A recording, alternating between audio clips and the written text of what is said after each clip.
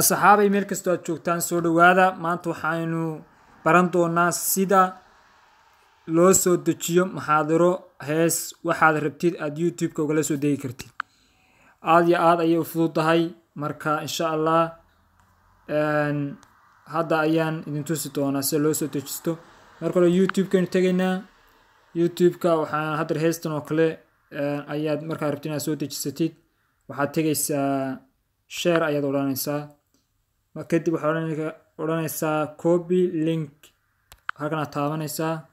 kadib waad ka tegaysaa, waxaad tegaysaa Google ayaad tegaysaa. Google waxaad ku qoraysaa save from net, kaas ayaad ku dhufanaysaa ugu sareeya. kaa markaad ku dhufatay haddana kan ugu sareeya aad kusii dhufanaysaa. halkan ayaa waxaa kaaga soo baxaya waxaan yar leeyahay buuxi.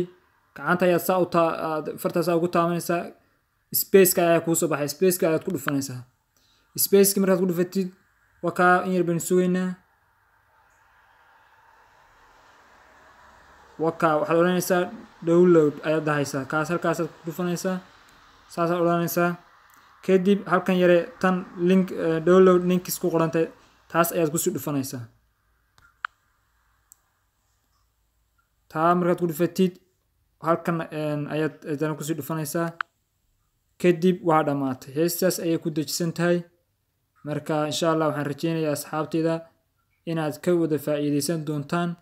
heesada waxay noogu soo dhacaysaa xaggan kale ayay noogu soo dhacaysaa insha Allah. waan eegaynaa, waaba tan soo dhacdayba heestii halkan wata ku jirta wataa halkaa kusoo dhacday.